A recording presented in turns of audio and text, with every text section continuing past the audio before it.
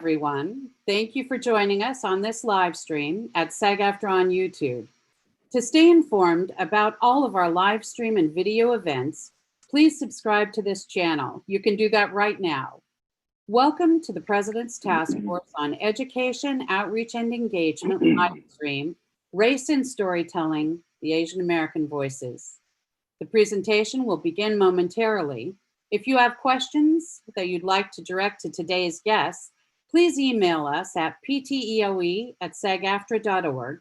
That's pteoe@sagaftra.org. As a reminder, today's program is being recorded, and you can watch the replay right here on SAG-AFTRA's YouTube channel. Now, please welcome today's host, SAG-AFTRA President Gabrielle Carteris.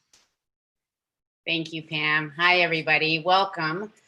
I hope you're all doing well through this, as I say, I feel repeatedly challenging time. I'm honored to actually have all of you join us for today's important discussion on race and storytelling. It's an ongoing conversation, and if you recall, just a few weeks ago, we brought you a conversation on Black voices. And so today, we're here to focus on Asian American voices, because this too is a conversation that has been ongoing in the entertainment industry for years, but it has never been more timely, absolutely never been more timely, given some of the happenings in the world right now. So our goal in bringing these thought-provoking panels is to foster open and honest dialogue that will hopefully open minds and create meaningful, lasting change, because change is the only way for us to move forward. So as I said before, change isn't given, it is fought for. Sometimes it's fought for incrementally, and as we're seeing now, sometimes boldly. It's happening in our homes or on the streets, on social media, and sometimes in boardrooms and on sets. So we've aligned a fantastic set of panelists whom we've invited today to help us look at the way the world is changing and to amplify the voices and experiences of Asian Americans in the entertainment and media industry. Now, as with our first event in our Race and Storytelling series, our hope is to have an urgent and candid conversation with our guests about the systemic biases in our own front yard, to be inclusive of and address the intersectionalities that may include gender, age, disability, LGBTQ status, and to answer some of your questions along the way. So SAG-AFTRA is involved in promoting diversity at all times, equal employment, non-discrimination, but we know that there is so much more to do, and our member diversity committees and the Equity and Inclusion Department continue to ensure that the concerns of many communities are being heard by the union. We are actively listening. I want you to know, actively listening and engaged to be a part of the solution. So before we get started, I just want to thank our Executive Vice President, Rebecca Damon, for being here, our SAG-AFTRA Secretary Treasurer, Cameron Manheim, and our National Executive Director, David White, for being here as well, being a part of this conversation. You're going to hear actually from David directly in just a moment. I just want to let you know that I'll be leaving during the program to attend a previously scheduled meeting on COVID-19 and work safety. So now to kick off today's webinar, we have something really, really special and very close to our hearts to share with you. We are about to actually premiere our new PSA featuring SAG-AFTRA members calling on all Americans to stand against the stigma, xenophobia, and harassment so many Asian Americans are still experiencing as our nation grapples with COVID-19. It's unbelievable, it's unacceptable, and this is a very important message that's being put forward. So before I share that, I would like to acknowledge our National Vice President, Clyde Kusatsu. Hi, Clyde. And thank you for being here. Our National Asian Pacific American Media Committee Chair, Ren Hanami. Hi, Ren. Our Vice Chairs, Nick Sakai and Sheila Ivy Traster, for their incredible, really incredible, undying support and driving commitment to make this video a reality. You are all heroes.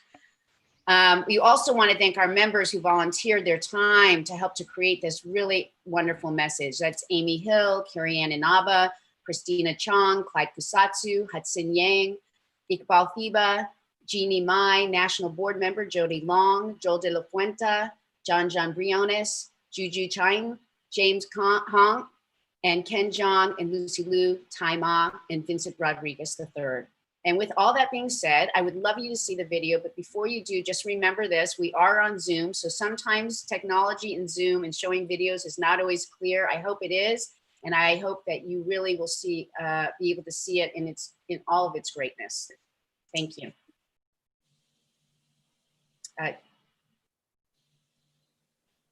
We're living at a time when humanity matters most. Even though we're physically apart, we must all come together as one. Yes, we're worried about our health, our loved ones, job prospects, our nation. It's a scary time, but we can't let fear turn into hate. Far too many people are using this crisis as an excuse to forget reason and embrace racism. Asian Americans have been the victims of verbal and physical harassment during the COVID-19 pandemic. Law enforcement has recorded a surge in hate crimes aimed at our community. Families have been shunned, businesses vandalized. People are attacked on public transportation and children bullied and called hurtful names. Can you imagine what it's like to face this kind of behavior at a time like this? That's what many of us across America are dealing with during this crisis. And the number of incidents, they will rise, I'm afraid so. We must all stop the stigma. We must all stop the xenophobia. We must all stop the hate. This crisis has revealed some of our strengths. Communities virtually coming together to raise money, feed people, lift spirits up. So let's make sure ending this behavior becomes one of our strengths. Stand up against racism when we see it. Support local Asian American business owners. Take care of your neighbors. We will get through this with empathy, care, and love of our fellow man, woman, and child. As members of SAG-AFTRA and as Americans, we know our strength is in our diversity. We are always stronger together.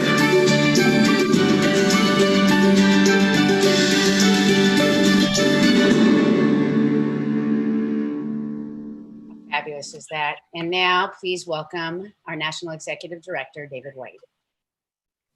Thank you, Gabrielle, and hello to everyone. Just want to make sure you can hear me. Yes. Right, of course, this is the time where I'm having Spectrum technology issues. Let's hope that gets fixed soon. I just want to say welcome to all of you. We have such a terrific panel that is planned this afternoon, this morning and afternoon, depending on where you are, on such an incredibly important topic. It is hard enough every day outside of a pandemic for us to have storytelling that showcases the full three-dimensional life and culture of each one of the groups within our community, and in particular here, Asian Americans. In the pandemic, where we've got leadership from the very top of our government making statements that follow blatant stereotyping and that deliver hate and vitriol, this conversation that we're having and the focus on what we can be doing as an industry and as a community to fight against that and to make sure that we have full portrayals of members of our community is really critical. So I'm very happy. I love the video that we just saw. I'm very happy, very pleased that we are presenting these conversations. The last one that we had for Black Americans was very powerful, and I'm anticipating this one to be very powerful as well. So really appreciate everyone being here. President Carteris, thanks for your leadership on this, and looking forward to the panel. Thank you, David. It's going to be a great panel. So now for today's program, I'm really excited to welcome our moderator, Jeff Yang. Jeff is a featured contributor for CNN, a columnist for the South China Morning Post Inkstone magazine, and actually can be regularly heard both on NPR, love NPR, and on his podcast with Phil Yu, They Call Us Bruce. He founded A Magazine, the pioneering Asian American publication, and ran it as editor and publisher for over a decade, growing it to the largest such periodical in North America. And over the course of that time, he actually established himself as an outspoken leader in the Asian American community, a major organizer and a fundraiser for social and political causes, and a cultural influencer with a potent reach on digital platforms. He is the father of two sons, beautiful sons, Hudson and Skylar. Hudson, the elder, played the role of Eddie for 6 seasons in the groundbreaking ABC family sitcom, Fresh Off the Boat, who we also have here with us today. So ladies and gentlemen, without further ado, Jeff Yang. Thank you so much, Gabrielle. And thank you, Ellen, Rebecca, the APAM committee, and the entire leadership of SAG-AFTRA for letting us talk about this incredibly critical topic. And just to remind us continuously that it's always classy to fight for equality. I am mindful of the fact that just maybe even a few months ago, it feels like, having a panel called Race and Storytelling might have been controversial. There might have been pushback on the idea that identity and culture and heritage shape the way that we as storytellers tell our stories and the kinds of stories we choose to tell. Things are different now, and they will continue to change with the unity we see here, with the leadership we've seen in this organization, but we need to keep on pushing it. And fortunately, we have a fantastic panel here to talk about how we're going to do just that. I'm going to introduce our panelists in brief, and then we're going to jump right into this. I, of course, encourage all of you to, if you have questions, share them in the YouTube stream, and we will answer them both during the actual course of the conversation and towards the end. I'm going to begin by introducing someone who I think for all of you needs no introduction, and that would be Clyde Kusatsu, who, of course, was in the first ever network series featuring Asian American family, All American Girl, opposite Margaret Cho, Jody Long, and Amy Hill. He's perhaps best known for playing Colonel Key in the original Magnum PI series and has recurred on a wide range of different shows. But of course, as far as SAG-AFTRA, after the merger in 2012, Clyde was the first elected president of the Los Angeles Local in 2013, and after at the SAG-AFTRA convention was elected the first national vice president, Los Angeles, an office he currently holds, having been reelected in 2019. Of course, he continues to perform and to be a outspoken and prized voice in our community. I next want to introduce Christina Chang, who is originally from Taipei, Taiwan, and moved to the US at age 17 to study theater and film. She's currently playing Dr. Audrey Lim on ABC's #1 drama series, The Good Doctor. We're all big fans in our household. And she will co-star soon in the independent film Press Play, to be released in 2021. Fingers crossed. Other credits include Guiding Light, As the World Turns, a full range of other roles that she has played. She speaks fluent Mandarin, which certainly one-ups me, and has studied trapeze, two-ups me, and lives in Los Angeles. And then Juju Chang, who is an Emmy Award-winning co-anchor of ABC News' Nightline. She also reports regularly for Good Morning America in 2020. She's been recognized for in-depth interviews, including transgender soldier Chelsea Manning, ex-firefighter Pat Hardison, after he received a groundbreaking face transplant. She continues to anchor a special edition of Nightline, Consent on Campus, which tackled complex issues surrounding sexual assault. And of course, she's profiled former Vice President and current presidential candidate Joe Biden, Oprah Winfrey, and many entertainers. Her very first job on air was reporting for KGO TV in San Francisco. And of course, Juju has been recognized with a wide array of awards, including multiple Emmys, Gracies, and so on and so forth. Next, I want to introduce Parvesh Cheena, an actor originally from Chicago. He recurred on Crazy Ex-Girlfriend and All Rise, voices characters on animated programs, including TOTS, The Rocketeer, and Mirror Royal Detective, with an all South Asian cast, and is looking forward to acting on stage. That's whenever, of course, we can all be on stage together again. Other TV and film credits include Outsourced, Transformers, Rescue Bots, and Barbershop. And then Leslie Wu, a casting director nominated for 3 Primetime Emmy Awards for her work casting HBO's Silicon Valley, nominated for a CSA Artios Award for The Farewell, directed by Lulu Wang, and starring Awkwafina and Tai Ma.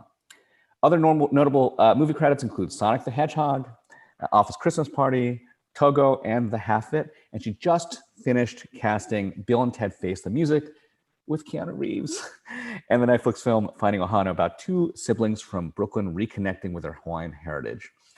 And she's also from Chicago. She and Parv have that in common. Last, but definitely not least, I'd like to introduce Hudson Yang, who I know quite well because he is in fact my son. If Clyde was the part of the first Asian American Family on Primetime Network TV. Hudson was, of course, part of the most recent. As a cast member of Fresh Off the Boat, he was named by Variety and The Wrap as a rising star to watch in Young Hollywood. During his 6 years as irrepressible protagonist Eddie Huang on Fresh Off the Boat, his performance garnered him multiple NAACP Image Award and Teen Choice Award nominations. For all of you who are here with us, both watching and of course participating on this panel, thank you so much for gathering on this morning or afternoon, depending where you are. We have a great conversation ahead of us, and I'm going to begin actually with Clyde to talk a little bit about the PSA that we just saw. What was it really that led SAG-AFTRA to feel like it was necessary to take this particular stand on anti-racism and to make this PSA? Well, what happened was that the fact that the COVID pandemic was beginning, and then there was harsh reaction against Asians because it was being associated with Asia, China, and with Kung Flu, and all those dog whistles that go back to Asian Americans. We've been used to that since, gosh, in the 1840s with the Chinese coming to United States to build the railroads, work the gold mines, later the Japanese, the Filipinos. There was always those dog whistles. We were different. So it's happening again. It hasn't stopped. As far as when I was first born and grew up in Honolulu, we got a good lesson of what our place was, quote, within the plantation society that was in Honolulu at the time, or Hawaii. And you learned those codes. You learned how do you survive that? And my way of surviving was to try to embrace as much of Americana as possible and prove that I'm not the other, but I deserve to be here. So that being said, I was approached by Stephen Park, original Living Color actor, and also in French Dispatch is a new film to be released, possibly Wes Anderson film next year. And he said, what are we doing about that? And so as I'm in service to our fellow actors and to our union, I approached leadership at SAG-AFTRA and said, what are we doing? And thus began the role of the ball going down along the line. Eventually, Ren Hanami, Sheila Traster, Nick Sakai of APAM, the National Committee for Asian Americans performers, was also brought in for their input and ideas. And it grew from there. And we settled on the idea of trying to recruit as many faces that people were familiar with, to just send messages in a coherent way so that people would understand what we're doing. And I think we hit a roadblock because all of a sudden it was the riots and Black Lives Matter and all those things. So we finally have a point so that we can launch it and start this conversation now to the rest of the country and to provide other people's what our stories are like and how we are part of the American scene. Because I'd like to also say that, you know, and many times the Asians and Asian Americans are considered, well, the other. And it's like, I like to say the rainbow is not monochromatic. There's a lot of pigments in this rainbow. And we have to be also acknowledged. And Asians being Asians, we kind of tend to be quiet and to be humble or whatever, and the heck with that. Now, because that's not the American way, babe. I mean, we are here to express ourselves, to tell our histories. And at a young age, I learned at a long time that I developed it by, I had to study history so that I could be beyond that hurtful. But I deserve to be here. It's like not many people realize that the oldest Asian presence in the United States were the Philippines. From the Philippines, there were sailors. Spain had the Philippines for 350 years. A lot of the sailors were Filipinos. A lot of them jumped ship at Acapulco and made their way up to Louisiana Territory in a place called Barataria Bay, just what is now known as New Orleans. And there was a pirate named Jean Lafitte in the late 1600s, the late 1700s, early 1800s. And he had a pirate navy of 3 ships, and there were about 600 to 700 Filipino sailors. So when Andy Jackson needed to ally himself to fight the British at the Battle of New Orleans in 1812, guess who was there on the front lines with Andy Jackson to defeat the British? Philippine sailors there. So when you do that, it stops people. They go, what? I didn't know that. Of course you didn't, because you're not taught that. We're not taught that. I'm taught that I have to be my own advocate. And I think I'm taking too much time here, so I turn it over to you. I love that history lesson because I did not know that myself. Certainly not about Filipino-American sailors or Filipino sailors fighting alongside Andrew Jackson in that war. But it really reminds us that history is what we tell. History is the stories we create. And I actually want to turn to Juju to ask, as a journalist, as a newswoman, the stories that are being told right now, the ways in which we are being framed, not just in the entertainment that we imagine, but the news that actually is coming out of our communities. How do you, as an Asian American journalist, essentially have the power to shape that? And what inspired you to take part in this PSA as well? Those are profound questions. Thank you, Jeff. And all I'm wondering is, where are you sitting in relation to Hudson in your house? But I digress. So happy to be here. I think as a nonfiction storyteller, as the AFTRA side of our union, there are many ways in which where I sit has shaped our storytelling. And I think that part of it, I will bring out, we cast experts when we do stories. And so we look for experts of color, as well as, going to the usual suspects, the white male talking heads that you so often see. That's part of it. I also think casting characters that we see as people of color, as three-dimensional people of color, whose stories we tell is an important part of it. But right now, I think what we're looking at is, a re-examination of the power structure in our country, right? So in every media institution, we're looking at who holds the power, who's in the room to greenlight projects, who's in the room to say yes to the stories that we're going to tell, which stories are we going to tell, from what perspective are we going to tell those stories. And I think that's something that is true of nonfiction storytelling, as well as the entertainment side of this as well. Right now, I feel like we're in the midst of, I've been a broadcast journalist for 30 years, and we're in the midst of the intersectionality, if you will, of COVID and George Floyd and the racial unrest. And I think that they are related, right? I mean, we have done weeks and weeks and weeks of reporting on the anti-Asian bias that has come out that Clyde referred to. There was a group that has been formed that we should all know about called Stop AAPI Hate. A group of organizations started tallying anti-Asian bias, and they tallied 1,500 cases like that. And those were cases of racism, hate speech, discrimination, and physical assaults, right? And at the same time, we saw the COVID divide that was so stark with regard to low income communities, Black and brown communities, but also Asian American communities. And I think that was something that needed to come out.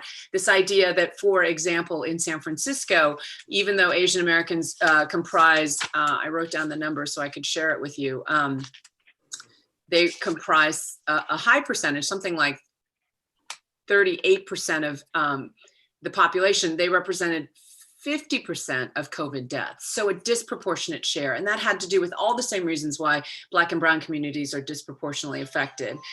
So those are issues that we need to examine. And then when we get into the George Floyd and the racial inequity, I think it flows out of that feeling of there are these attacks on immigrant communities. There are attacks that are underway that we need to be mindful of.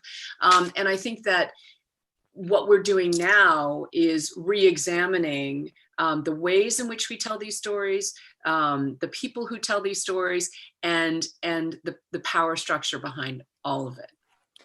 I think that one of the things that your statement really highlights is the fact that deciding what stories should be told is a form of editing. And we all know as storytellers how important editing is.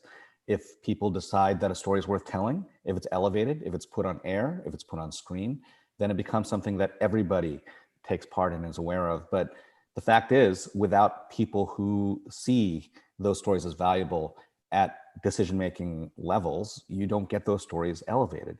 And this has been a really interesting time for Asian Americans. I'm going to turn it now to some of our Asian American performers to talk about the moment that we have been in. Really, right before the onset of COVID, we were seeing kind of an efflorescence, a blooming of Asian American stories on screen.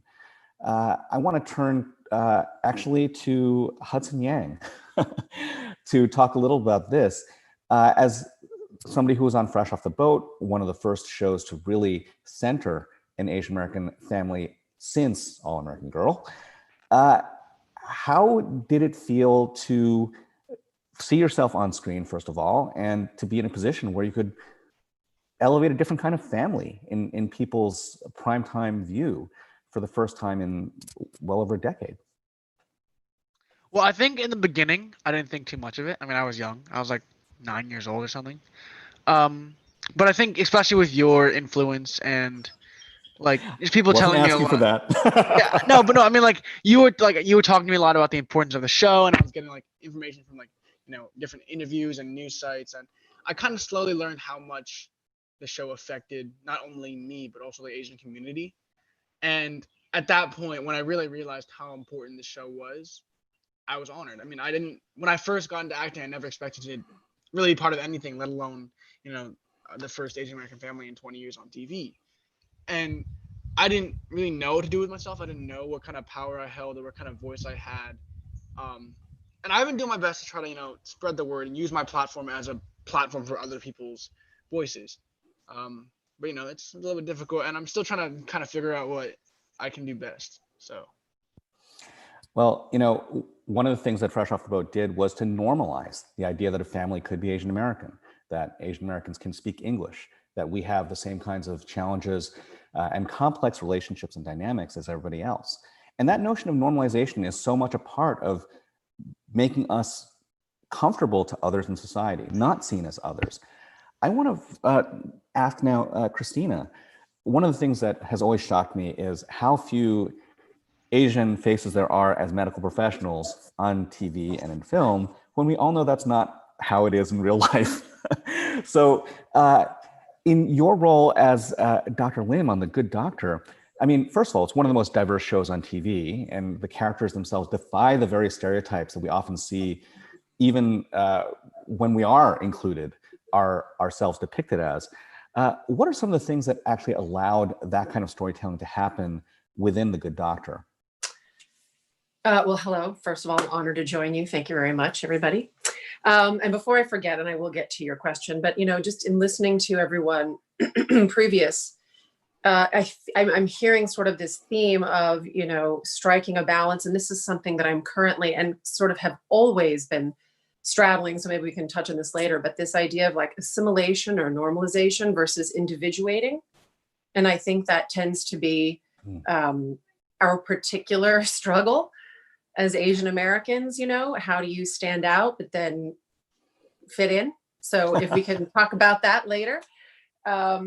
How did we get there? So for this, our particular show, The Good Doctor, I think this is largely due in part to Daniel Dae Kim and his, and well, Sebastian and David brought it from Korea, Sebastian Lee and David Kim, and then they joined forces with Daniel.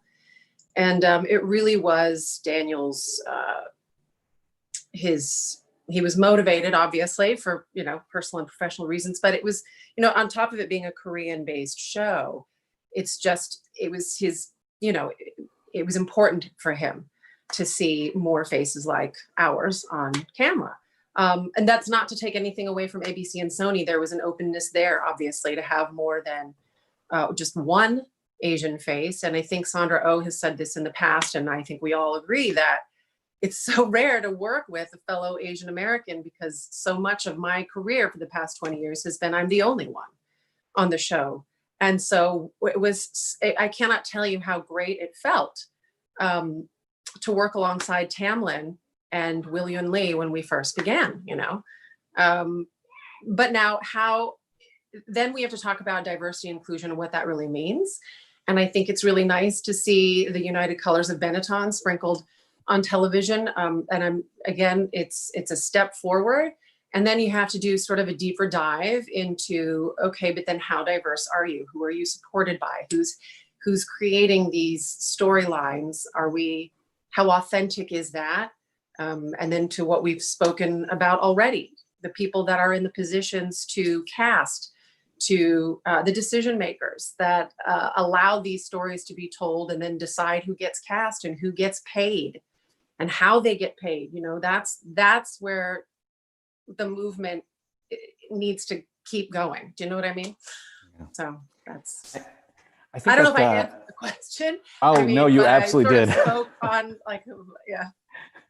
No, that was fantastic. And I think actually you not only answered the question, but provided a very nice segue, because I wanted to ask about the role of casting and how we bring more complex and more nuanced portrayals to life. To your point, normalization is not enough. Having normal people on screen is kind of boring. What you want is different, interesting, unique, idiosyncratic people. And Leslie Wu, as a casting director and somebody who's cast some of the most idiosyncratic and interesting casts that we've seen on film and television, let's talk a little bit about that. How do you sort of stretch the idea of what it means to be Asian American on screen beyond simply being Asian American on screen? And how does casting actually play a critical role for that? Well, I think that we've been really fortunate in the last several years to have stories that do focus on individual stories, like Christine was saying, is that it's not just about having a face in there to satisfy, the quotient, and it's more about focusing on the individual's journey, this character's journey. I think, the success of The Farewell and The Half of It were due to the fact that they concentrated on this one person, on their personal journeys, their obstacles that they had to face. And, they happened to be Asian. And so I think it's not, I think that casting directors, I know a lot of my colleagues for many, many years have strived to be more inclusive, to have diversity on the screen. But it can only, we get to a certain point where we can send, a link of 80% minorities, and then the final choice is still not that. So I think that the more stories that there are that focus on individual journeys are the key to, bringing about these stories, on screen. I think that comes down, like a lot of what Juju was saying, it comes down from the top. I've worked with 4 female Asian directors in the last year and a half, which I could never, if you had asked me 10 years ago, I would have said that would never have happened. But that is because there is now an openness to hearing these stories, to hearing different perspectives. I recently had a relatively heated discussion with a friend who has been living in a red state for a while now. And, it was, the question was posed like, well, what's the point? What's the point of all this? And it's like, if he's saying, if I'm never going to understand what it's like to be in a certain person's shoes, what's the point? Well, the point is to understand each individual's perspective, understand their experiences, their history, where it comes from as people, aside from race, gender, sexuality, whatnot. So I think that, the more opportunities, the more scripts there are, the more pitch meetings there are with Asians going in and talking to the execs and telling them, their histories. It ranges. I think we can very easily group Asians into one race, but then there are so many stories, the variance between everybody's experiences. I have friends that grew up in gangland, and compared to a very lofty suburban experience, So I think that all of those stories coming to fruition, having the ability to put those into production and then put those on screen, that allows us as casting directors to find not just Asian actors, but the Asian actors who are right for this, the Asian actors who fit that storyline, who understand that perspective, who have had, similarities with that. And so, yeah, I think it definitely comes from the top down. Clyde, I want to throw to you since you have something to add, I'm sure. I want to say a shout out to the casting directors, because in my 47 years in front of this camera, it took casting directors to think outside the box. And a lot of my experience was being called in for an audition for a cop, a lawyer, a judge, a doctor, and showing up at the interview, and there'd be Hispanic, a Black, myself, and a smattering. And it was like, oh, and they said, they asked for good actors. So I'm bringing in good actors. And that's how I got a foothold in it. I'll tell you a brief story. I am a theater major, graduated from the Northwestern University Theater Department. And when I came out to LA, I think I was maybe one or two Asian Americans that happened to be blessed with training as an actor. And my first show was Kung Fu. And then after I did that one, I must have hit a button, because my next interview for Kung Fu, those were the days when you could go in, you were not one and done. You had an opportunity throughout the whole arc of a series to be brought in for a different role, different characters. And I walked in, and the casting director said, quick, come with me. He led me down the hallway, and he opened the door and said, hey, this is the guy I was telling you about. He can talk. Because back in the day, in the 70s, they would cast to the type and what they thought it was great. But then they couldn't act. So they would put in the dialogue later called looping. And so it was no wonder they said Asians can't act, because everybody was so bloody stiff. And the whole thing about nuance and everything about that, you have to know about the history. So second show I ever did on Kung Fu, I got a guest star part. And it was great. The directors then said, hey, you're too American sounding. Can you give us an accent? And that's when the days were like, are you fight or you flight? And I went, paused, and I went, okay. I used the dialogue I learned in Northwestern, stage diction. Why Chang Kane, we the member of the Thongs feel that you, and then after the cut, he said, that's it, because you gave them something different to their ear. And that's the whole process. I've discovered it because when I was in when I came to LA in 71, we're the only ones here. You could count the amount of actors of like 10 on your hands. And it takes perseverance, patience, and grit, and to be not too sensitive, be strong enough to just handle it. And you make steps by steps, and then you build a reputation. And if you're looking for actors who can act, you wind up getting the start. And I think it's great in today's world that we have a plethora of Asian American talent from Asia and from here, to the point where it's really kind of, in a way, ironic, because back in the 70s, 80s, 90s, whenever there was a role, I would get sent in. But now it's dependent upon, no, we're going to go to Hong Kong, we're going to go to Korea or Malaysia, because they've got a fan base and there's a marketplace there. So it's being driven by that as well. And then we can also PR the whole thing that they have a little bit more standing. The Asian American actor has always had to be pushing that stone up the mountain. And you can never let go, because that stone's going to come down and crush you.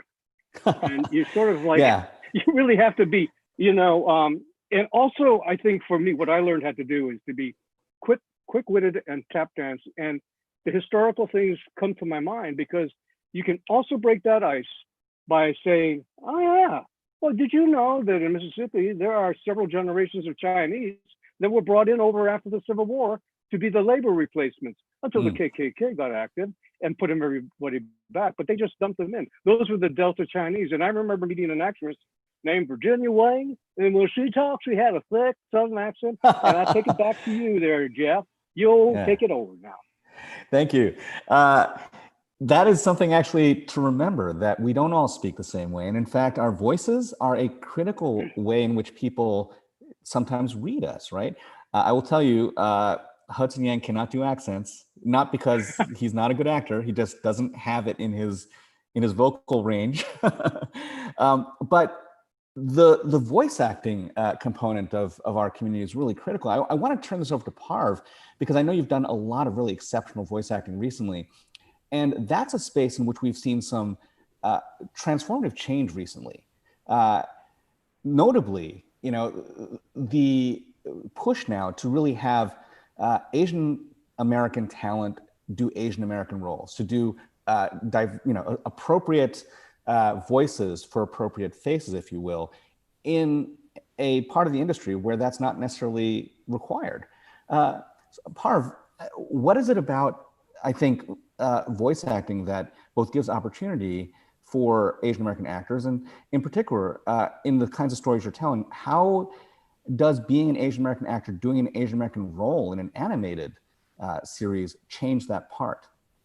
Well, hi everybody. The voiceover community is just such a rich and joyful place to be as an actor, because before we even started getting into ethnic casting accuracy, in a sense that we've seen on camera, because you can't hide this sometimes. Like when they call for a certain ethnicity from a time period to be, this is what you're going to get. When I'm playing a rock or a cloud or a dragon or the idea, we can play such conceptual things in voiceover. But in recent years, Disney, Nickelodeon, everybody, if it is a brown or Asian or Latinx character, they really want to now cast it. Even just a few years ago, they were still casting Caucasian for Indian American specific people.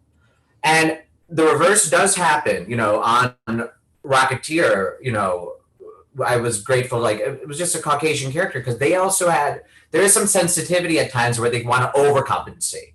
We've seen that too. We're like, oh, well, Pravesh's Indian in real life, Indian American, we should make the character brown. We're like, well, it's just a bird. You don't have to change the pigment on this bird, right? It's a brown bird. We see this hypersensitivity sometimes, and a little bit of what Clyde was saying about, that rock up the hill. Thank you, Northwestern, my Chicago friend. Clyde never will ever back down to let you know he went to Northwestern. I went to Roosevelt University. Okay, sorry. Definitely. But what he was saying is that we just have this pressure sometimes to be every Asian, every story. I think Christina talked about this too and hinted at it, where sometimes we have to be able to say this is just our story, or this is just mine. I can't speak for everyone else, So voiceover has been fun because we've just been able to it's another big, huge market that we can get in. I'm very grateful to Mira Royal Detective, which is on Disney right now, because it is the first fully South Asian cast. And even specifically about where we are in the time in our timeline, 2020 is a lot different than 2004 when I moved here from Chicago, where they don't want any accents. What your natural accent is what your character will be. So when Sonal Shah and I play bandits, we're just a little hyper version of our Chicago suburban. But when Iqbal Thiba comes in, or Mother Joffrey, they just get to be themselves. So we're finding it, I think, all together, and it's just been, for me, I'm just very grateful that it pays the bills. It pays my rent. Juju, I think you had something to say. I was just going to talk a little bit about why we all know on this panel why representation matters.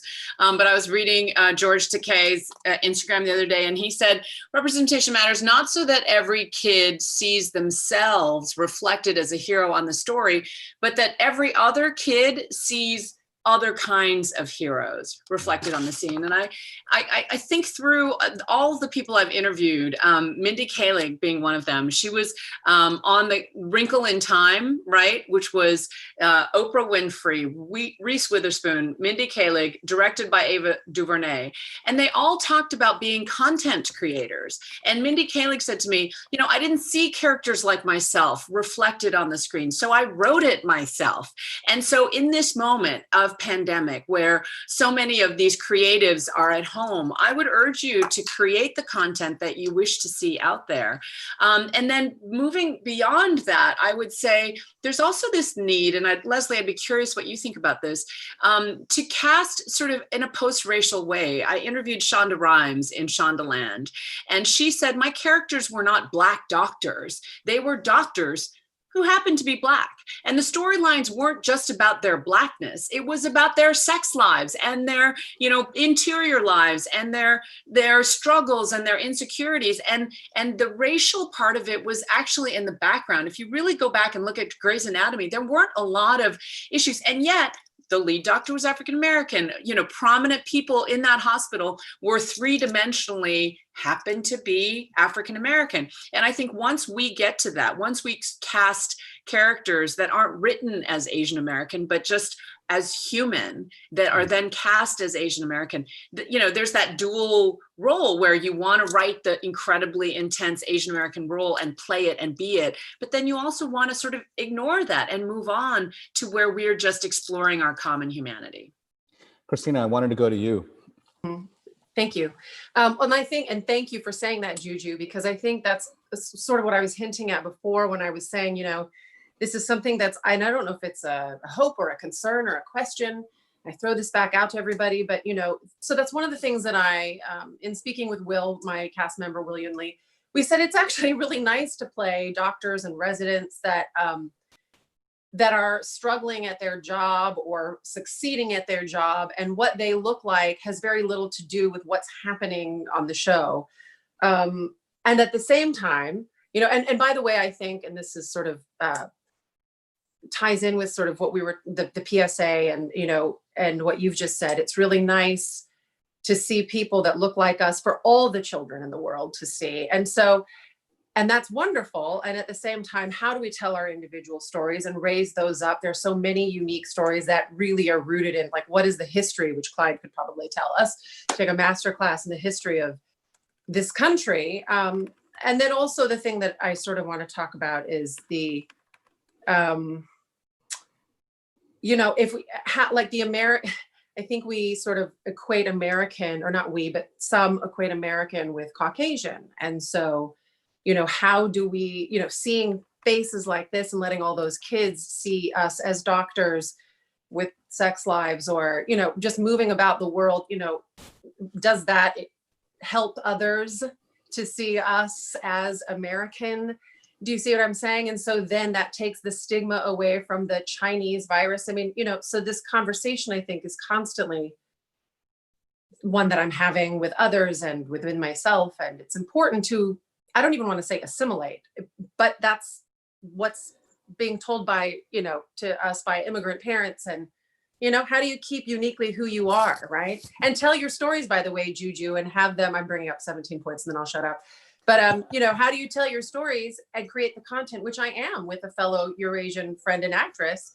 How do we create that and get that seen if the people in the positions of being decision makers don't understand it and don't give us the space to do it, Okay, now shut up. No, that's terrific. I think that one of the points that's being made multiple times during this conversation so far is that when we talk about diversity and inclusion, it shouldn't be considered a limitation. It's not that we want to get one in and stop. It's not that we see this as something which is a guardrail for creativity. It's really about the idea that when you have a multiplicity of ideas and cultures and stories represented on screen, they're free to be different. They're free to be more. I actually want to kick over to Hudson, because one of the things that I think was particularly special about Fresh Off the Boat is that even though you had, in many cases, screens full of Asian Americans, right? They were distinct and different, and in many cases running against character and type. And your role in particular, the role of Eddie Huang, based on a real life person, was a not particularly archetypal role for Asian Americans. It was an Asian American kid inspired by Black culture. So I wanted to ask you a little bit about that feeling, and especially the sense that a lot of the people who were watching you, to the point that George Takei made, that Juju shared, were not actually Asian American. That a lot of the people who've come up to you and said, hey, Fresh Off the Boat is my favorite show, are African American, are non-Asian. Mm-hmm. Hudson. Yeah. Oh, what about it? Just, share a little bit more about how different it is in some ways, to have played a role in which, you're not just recognized among Asian American communities, but among other communities as well. I mean, I still do think that a very large portion of the people watching were Asian American, but it's not like it doesn't make sense that there was still like white and African American and other races that still enjoy the show. It was a show about immigrant family, and I think any family that has an immigrant in their family or did immigrate or is just immigrants in general will understand and relate to it, and it's just about family dynamics. I think it goes to show that it's not about an Asian American family, it's just about a normal family, and anyone who has a family understands like what a family is like or has a mom or whatever can relate to the kind of like things that are going on in the show and the jokes and the whatnot. I think that's an interesting point there too, that, in some ways specificity is universality, right? That when you actually dive into the heart of a story like that of an immigrant family, we find connection points that all of us, whether we're Asian or not, or even whether we're immigrant or not, that we can connect to. I'm going to toss that over to Leslie to share a point, and then I think we have some questions from the audience we want to actually bring up as well. That notion of especially universality and specificity, Leslie. Yeah, I was going back to what Juju and Christina were saying too. I think we are right now, just watching the progression of inclusivity over the last, 15 years. I've seen a lot of productions on the cusp of making so much effort to be inclusive and diverse, and that balancing that with colorblindness. And that's something where, going back to what Clyde was saying, is like, that is, I think, what so many casting directors try to do, even if a role is written as a very specific race, you say, look, there's a side, unless there's a cultural aspect to it, there's not a need for this character to be this specific race. It's up to us to bring in all the people, all the great actors that we think that would be right for the role, and wanting in the end to have it be a balanced representation of our society, which we are such a mixed culture, and so I think there's a fine line that we're treading right at this very moment. And I do feel like being able to cast colorblind is the ultimate goal, where then it goes back to everybody seeing these individuals, these stories as their personal journeys, and being able to see people of all different races on screen in all different aspects. So there's a question that's come in from the audience, actually, which I think really hits on one dimension of that notion of casting. I'm going to throw it to you, Leslie, and then actually Christina to follow up on it. But one of our viewers asked, she says she is half Vietnamese, half white. What are your thoughts about not being, quote unquote, Asian enough for a role when creative wants to include and have a diverse cast? And this notion of physical representation of heritage and so on and so forth, shaping the way that people see you, even within that context, is something which obviously is a challenge for casting. Leslie, how do you address that? And how do you actually ensure that those types of roles are filled in ways that are authentic to the parts, but also provide broad opportunity? I mean, I think that those, I think whenever that situation arises, that's an opportunity for an in-depth conversation about what the world is. I have friends who are mixed race, but grew up their entire lives in Taiwan. They speak fluent Chinese. They know so much about the history and culture, as opposed to someone like me, who I can kind of get by, I'm conversationally fluent, but, I think that the appearance, that's kind of the thing, again, of going to the colorblindness of it all, is recognizing people for their talents and their qualities and their experiences.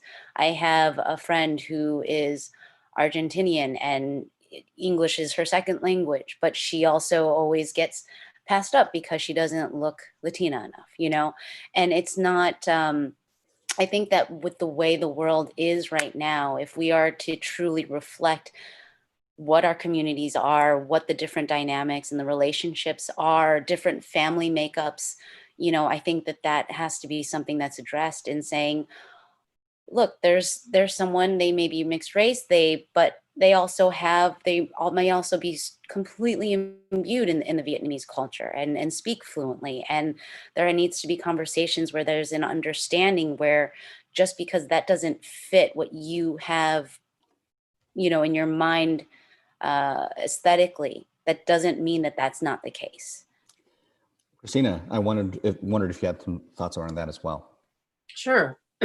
Being half Caucasian and growing up in Taiwan and being able to speak Mandarin, I'm one of those people that Leslie was just talking about that, you know, when I came up, and actually I don't remember what the question was at the top part saying, you know, not being seen as Asian enough. I'm assuming that's a casting thing that she's hearing or from producers and, or maybe that's how she's feeling. I don't know. But,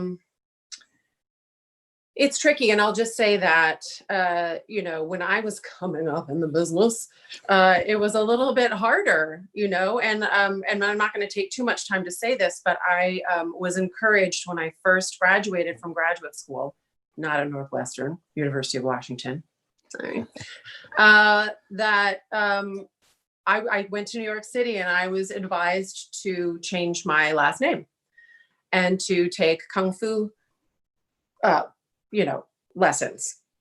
I didn't do either of those things. I was told that my name together was not a marquee name. And I was like, well, I'm going to make it one then. But the point being that, you know, whatever people's choices are, right? It's about what makes you feel good about pounding that pavement, how you are going to be able to look in the mirror when you get that job or you don't get that job. And I would say the climate now is such that being a blended face, I guess, is so much more welcome and so much, it's just, and I hear that it's still hard if you don't, you know, pass for something or you could pass for that. Lots and lots of doors closed to me because I wasn't Caucasian fully and I wasn't Asian fully. And this brings up to me, quite frankly, this idea of this third culture kid, which I am, and that, you know, but you can look fully Caucasian and grow up in Asia and feel very tied to the Asian community and culture and come back to the States or go to Europe and feel out of place and feel like a third culture kid too. So it really is about your individual experiences. And I think that's when it comes into play, that it's interesting that we write our own stories and our own articles and or we put it up on YouTube or we, you know, however it gets put out there. And I think the more we move forward and, you know, the more third culture kid might even be eradicated and we'll just sort of all be one culture. I don't know. Sometime many lifetimes from now, perhaps. Perhaps. But, I want to now, on that point, you know, there's another question here that is an interesting one about how we actually address stereotypes, bullying, and so on and so forth, especially within the context of comedy. You know, there's a lot of times in which people will make a statement and say, oh, it's just a joke. Don't you have a sense of humor? I want to turn this to Parvin, to Hudson. You know, both of you have been outspoken about bullying. Both of you have played comic roles. To just talk a little bit about how we as Asian Americans can use humor in some ways to push back around these things, and also at what times things just simply aren't funny. Parv first. I've been debating with my sense of comedy. And again, my experience is that I grew up in the suburbs of Chicago. My suburb, Naperville, Aurora, that area, Wayne's World, is very white. And then the next biggest minority is Asian. Like, still to this day, you know, it's very similar to Santa Clarita in a sense. Typically conservative. They have gone blue, Lauren Underwood in Naperville, just like how, you know, Katie Hill was here in 2018. All this sensitivity, I realize, like with everything, like especially with respect to our trans and non-binary siblings, my own language usage has evolved and is changing and is growing. So I'm really questioning a lot of my comedy and humor in the last few years because I felt like mine was in service of the white majority. The white bullies who in high school into college were like, yeah, make fun of that. Be like, yeah, you guys like me now because we made fun of the other. You know, I feel like what Asian culture, a lot of our time, especially from our parents being immigrants here, we aligned ourselves with the majority because our parents, when my dad and mom got out of inner city Chicago to the burbs, because they were just told, like, that's where you go. You're one of the good ones. You know, I cannot be the only one who's heard that at my own high school graduation from parents' friends who I thought were like, just because they did have that perception. So I've been questioning a lot. I feel like where kids are today being more open, Christina's hit on this, like this confusion. Like I spent so many years in my 20s doing the accent because let's not forget, there's a lot of similarities to what's happening to more of our East Asian friends with the Corona pandemic. That reminds me of like the 93 Gulf War when I was, Latinx friends would be like, you look like Saddam Hussein, cut to, I'm in college, 9/11.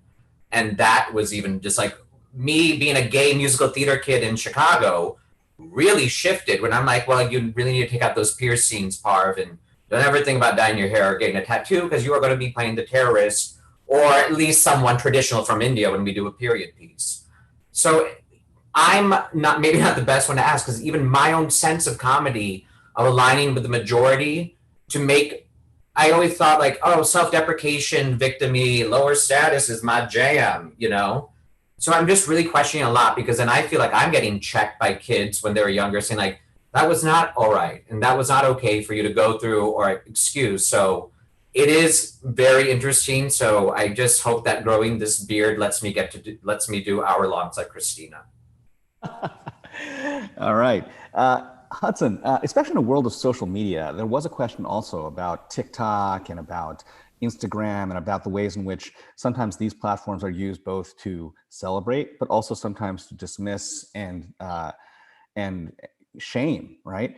As a Gen Zer, as a kid of that generation, how do you address when especially people use those platforms to try to bully and to harm your self-perception? I mean, I'm not necessarily on those social medias very often, but I feel like one thing is that people have been doing a good job of kind of doing that themselves. Like recently, like a bunch of people who've been like called out for using their platforms, using their popularity to kind of spread the wrong things and the wrong image and being a bad role model have been canceled.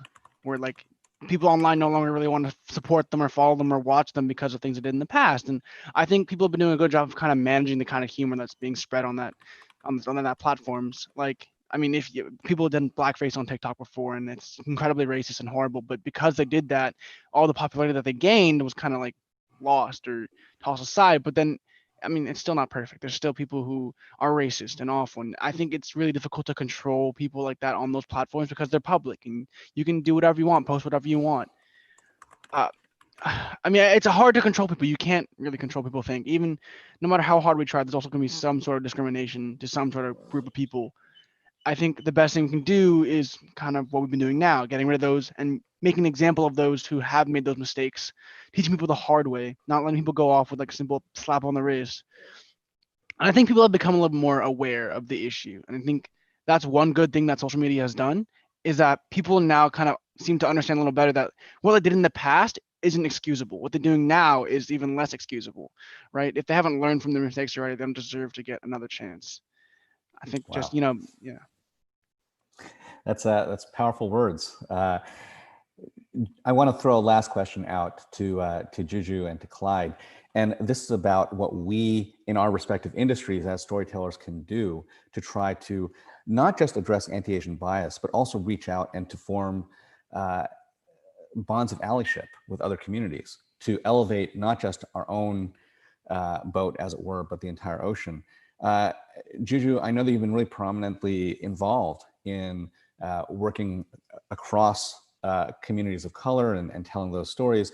What are some of the ways that storytellers can do that, both push back against things happening in their own communities, but also reach out to others? It's such a good question. But before I go forward, I just wanted to touch on what Hudson was saying on social media. I think a lot of what we're seeing too is calling out racist behavior on social media. You know, the Karens that are suddenly captured on surveillance cameras or iPhones, and there's another discussion that's happening. But Jeff, you're right. I think it's great to end on allyship, because I think our whole country is going through this discussion right now, having seen the COVID divide and having seen the George Floyd murder, that we want to be able to do something. We want to educate ourselves, we want to learn, and we want to be good allies. And I think that from a nonfiction storytelling perspective, I've done that throughout my career, you know, but also bringing my own perspective in. So for example, I came to this country as a 4-year-old immigrant from Korea, and I watched my father be emasculated by white male culture, and so I carry that within me.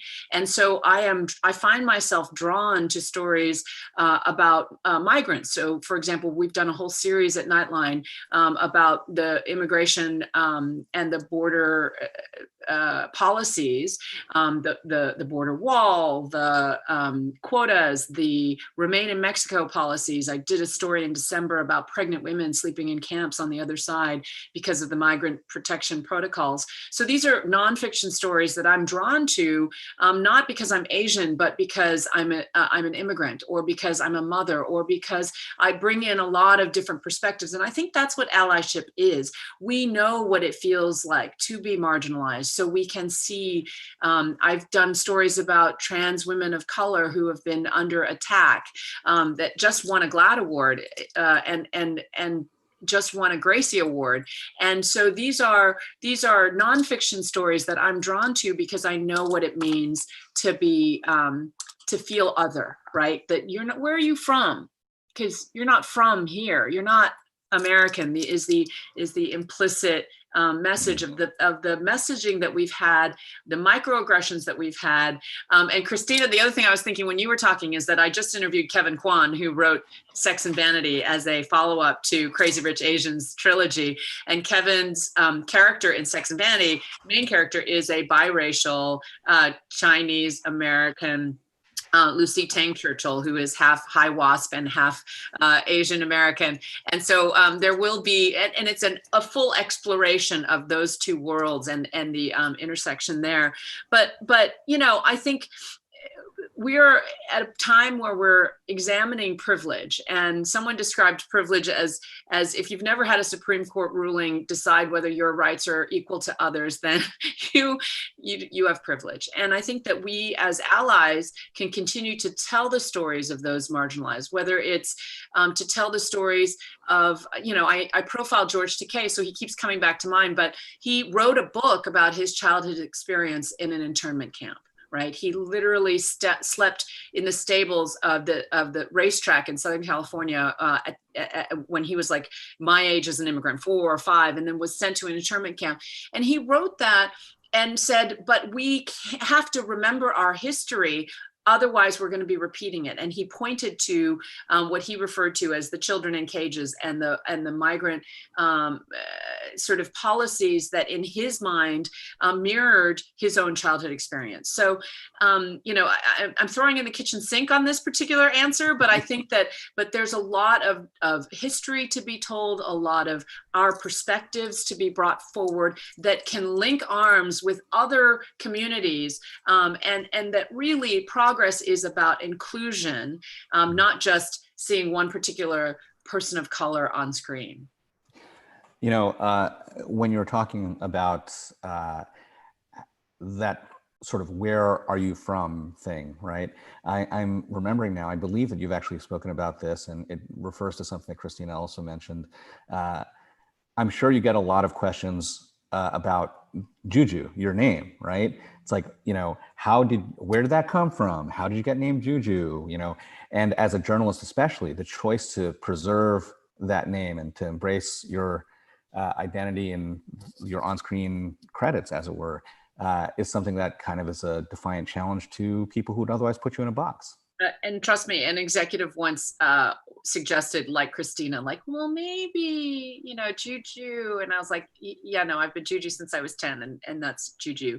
But, you know, I will tell you one last story. The other night, my nephew started in the Dodger game as the pitcher. His name is Mitchell White. Speaking of half Asians, I want you all to become fans of Mitchell White of the Dodgers.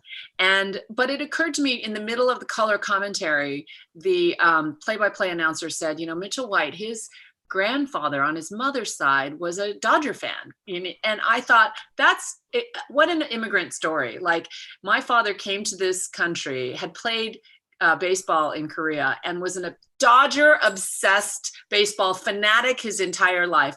And he didn't live to see his grandson drafted by his favorite major league franchise. But when that announcer said it, literally like 20 Koreans in my family started crying, because it was such a culmination of you know, the immigrant dream. It was just, and right. And I know I put it on my Facebook, and I got comments from South Asians who were like, "Oh, go immigrants!" You know, literally, you know. And again, it crosses color lines. It crosses, you know. It's again, this is just a story we're telling about our background and our struggles and where we're coming from and where we hope to go to, and that's just the human experience. Well, that ultimately is what we're talking about here: the human experience and trying to make it richer. And with that, I want to thank all of our panelists and all those who have tuned in. I'm mindful of time now, so I'm going to actually close things off and turn the mic back over to Rebecca Damon to close things off. And thank you guys again so much for participating.